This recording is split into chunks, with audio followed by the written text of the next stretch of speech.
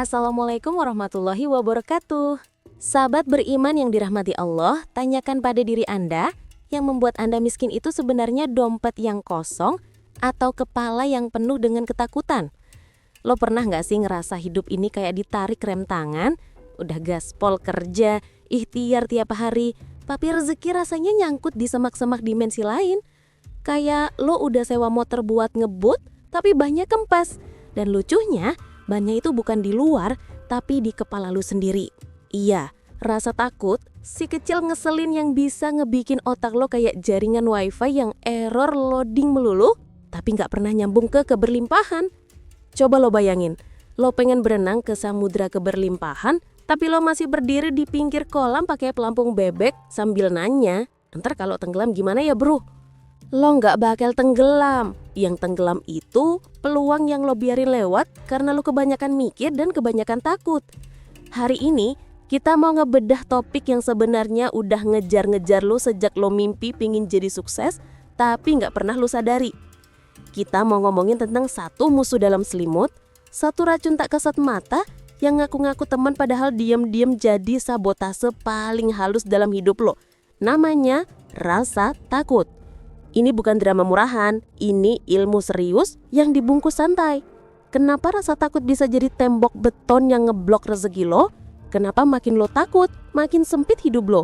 Kenapa energi lo langsung jeblok kayak sinyal HP pas masuk kamar mandi? Tiap kali lo mikirin jangan-jangan. Lo bakal nemuin jawabannya. Gak cuma itu, kita juga bakal bongkar kenapa hukum semesta gak bisa main kompromi sama rasa takut.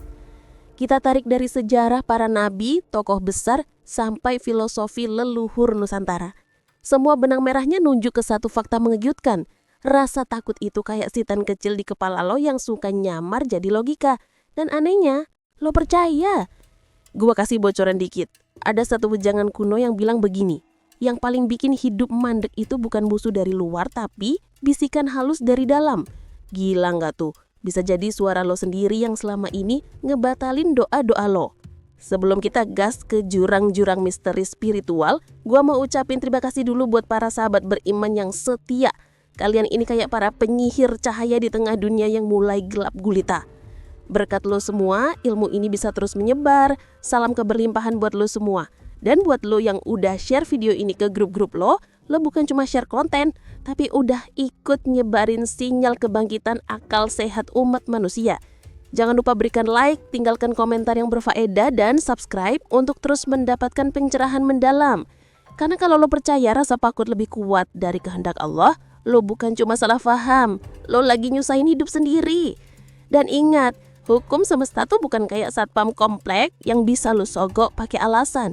Dia kerja sistematis. Lo takut, lo ngeblok diri lo sendiri. Sesimpel itu.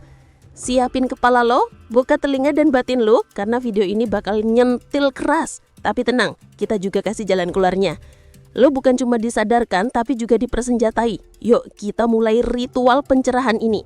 Karena kalau bukan sekarang, kapan lagi? Sikat! Kalau lo pikir rasa takut itu cuma reaksi normal doang, lo mesti denger kisah para filsuf, sufi, ilmuwan sampai psikolog yang udah ratusan tahun ngebedah rasa ini kayak ngupas bawang satu-satu. Dari zaman Firaun sampai era Elon Musk, rasa takut itu udah dipelajarin, dimantrain, dikutuk, bahkan dipuja. Tapi cuma segelintir manusia yang paham kalau rasa takut itu bukan musuh, tapi alat.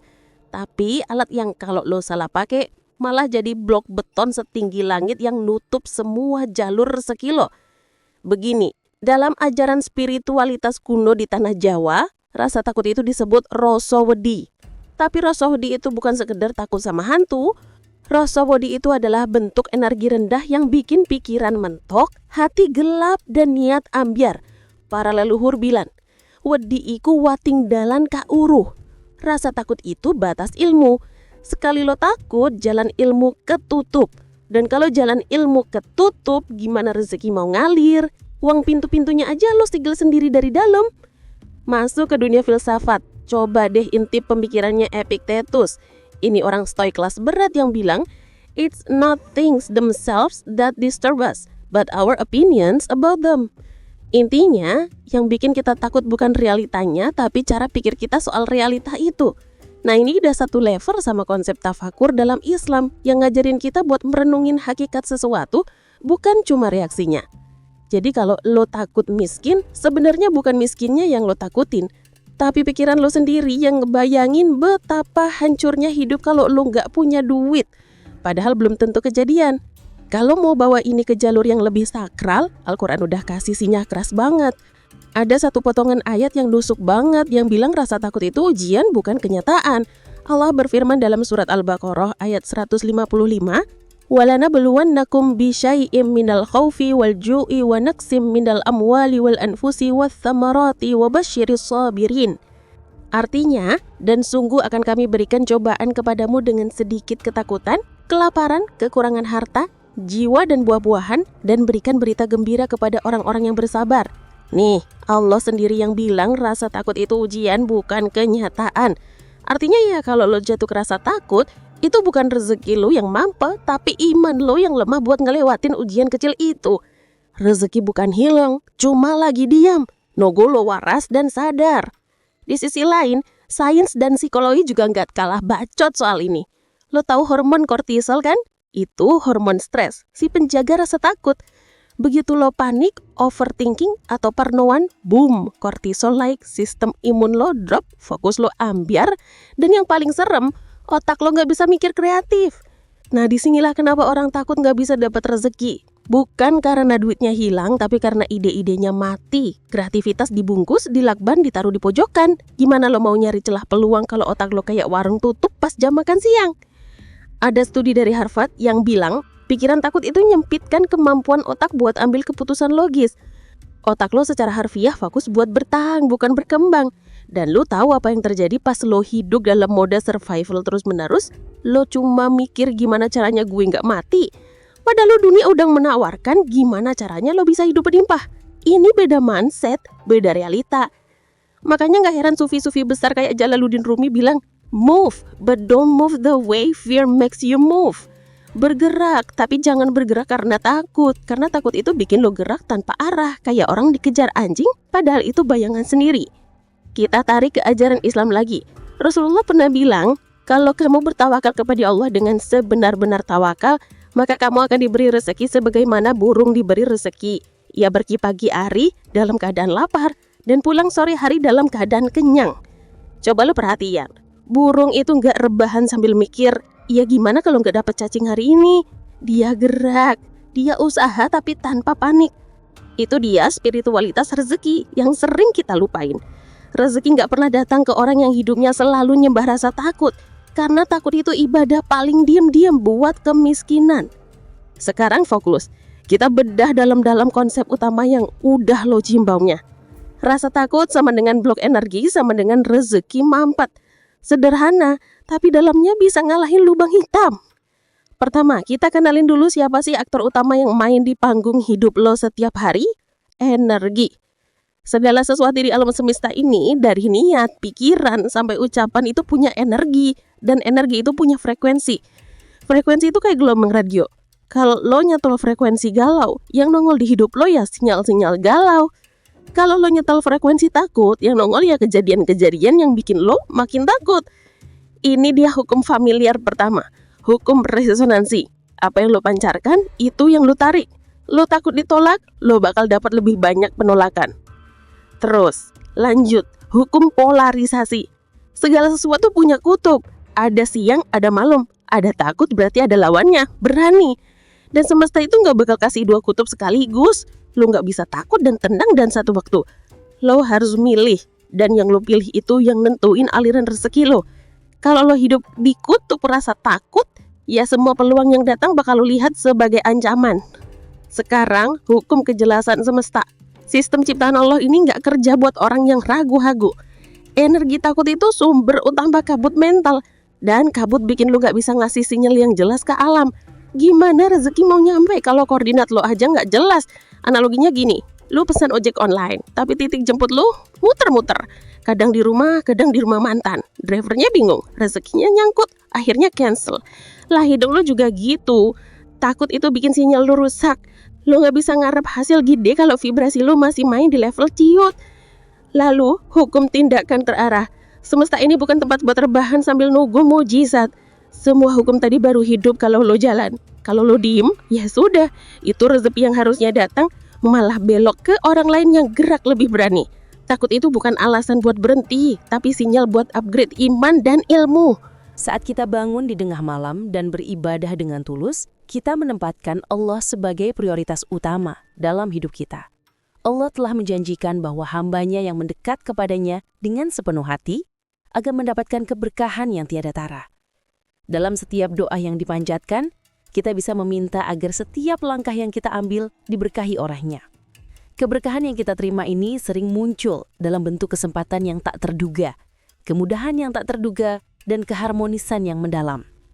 Ketika kita konsisten melaksanakan tahajud, kita mulai melihat perubahan positif yang nyata dalam hidup kita. Pekerjaan yang sebelumnya terasa sulit menjadi lebih lancar, hubungan dengan orang-orang terkasih menjadi lebih harmonis, dan hidup kita dipenuhi dengan rasa cukup yang tak bisa dibeli. Tahajud memberikan posisi yang istimewa bagi hambanya untuk mendapatkan kedekatan dan perhatian khusus dari Allah. Melalui sujud dan munajat di malam hari, kita mengingatkan diri kita dan Allah bahwa hamba yang mencintainya dengan tulus akan mendapatkan tempat yang khusus di sisinya. Kita menyadari bahwa tujuan hidup ini hanyalah meraih cinta dan keridhoannya. Dan tahajud adalah jalan tol tercepat menuju tujuan tersebut. Melalui ibadah ini kita belajar untuk tidak hanya berdoa bagi diri sendiri, tetapi juga untuk orang lain, memohon agar semua mendapatkan rahmat dan kasih sayangnya. Kedekatan ini menjadikan kehidupan kita penuh makna. Tidak hanya tentang kehidupan setelah mati, tetapi juga tentang menjalani kehidupan di dunia ini sesuai dengan ajaran Allah, menemukan kebahagiaan dan kedamaian yang sejati. Salat tahajud adalah pintu menuju rahmat Allah yang sangat luas. Ketika malam datang dan dunia seakan tertidur, ada kesempatan emas bagi hamba-hambanya yang beriman untuk bangkit dari tempat tidur dan menjalin komunikasi langsung dengan Sang Pencipta. Dalam kesunyian malam, kita merasakan ketenangan yang tiada tara, di mana suara alam yang lembut menemani kita saat bersujud. Saat Anda melangkah menunaikan tahajud, Anda menunjukkan ketulusan dan kerentanan yang mendalam kepada Allah. Saat kita mengangkat tangan, mengungkapkan segala harapan dan kerinduan kita sadar bahwa Allah Subhanahu wa Ta'ala ada di sana, mendengarkan setiap bisikan hati kita dengan penuh perhatian.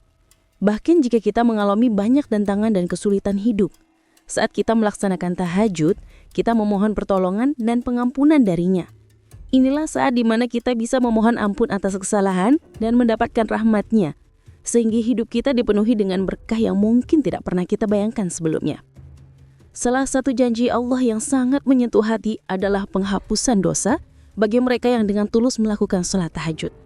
Kita semua adalah manusia yang tak luput dari kesalahan, dan seringkali kita merasa tertekan oleh beban dosa tersebut. Namun Allah Subhanahu wa Ta'ala adalah yang Maha Pengampun. Dalam suasana sunyi dan pengharapan saat melaksanakan tahajud, kita memiliki kesempatan untuk memohon ampunan atas segala dosa yang telah kita lakukan. Saat kita bersujud di hadapannya, kita mengakui kesalahan dan dosa yang menghalangi hubungan kita dengan Allah. Ini adalah momen yang sangat emosional, di mana kita menyerahkan diri dan Allah menjanjikan bahwa Dia akan menghapus semua dosa kita jika kita memohon ampunan dengan sepenuh hati. Ini adalah bentuk kasih sayangnya yang tak ternilai, memberikan kita kesempatan untuk memulai hidup baru yang lebih bersih. Perasaan lega dan kebahagiaan yang muncul setelah mendapatkan ampunan adalah anugerah yang sangat berarti. Kita tidak lagi terbelenggu oleh kesalahan masa lalu, sebab Allah Subhanahu wa Ta'ala Maha Pengampun. Setiap kali kita melakukan tahajud, kita menguatkan tekad untuk terus berusaha menjadi pribadi yang lebih baik, memperbaiki diri, dan membangun hubungan yang lebih dekat dengannya. Terakhir, janji agung bagi pejuang tahajud adalah kesempatan untuk merasakan kasih sayang Allah secara langsung.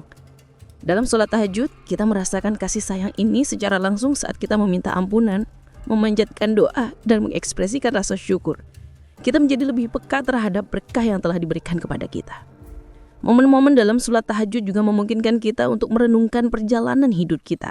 Seringkali kita terjebak dalam kesibukan dan lupa untuk menghargai setiap detik yang kita miliki. Ketika kita berhenti sejenak untuk berdoa, kita menyadari betapa beruntungnya kita karena memiliki kesempatan untuk mendapatkan cinta dan kasih sayang dari Allah. Rasa syukur ini akan membangkitkan semangat kita untuk menjadi pribadi yang lebih baik dan memanfaatkan setiap waktu yang tersisa. Sahabat beriman, sungguh tahajud adalah investasi terbaik yang kita miliki untuk dunia dan akhirat. Inilah 8 janji agung yang menunggu untuk kita raih. Kita hanya perlu mengorbankan sedikit waktu tidur kita untuk mendapatkan seluruh keberkahan ini. Tonton juga video kami berikutnya yang membahas secara rinci bagaimana cara menguatkan tekad dan membangun konsistensi untuk selalu menunaikan tahajud, insya Allah. Semoga Allah senantiasa merahmati, meridhoi, dan mengampuni dosa-dosa kita. Wallahu a'lam bishawab. Wassalamualaikum warahmatullahi wabarakatuh.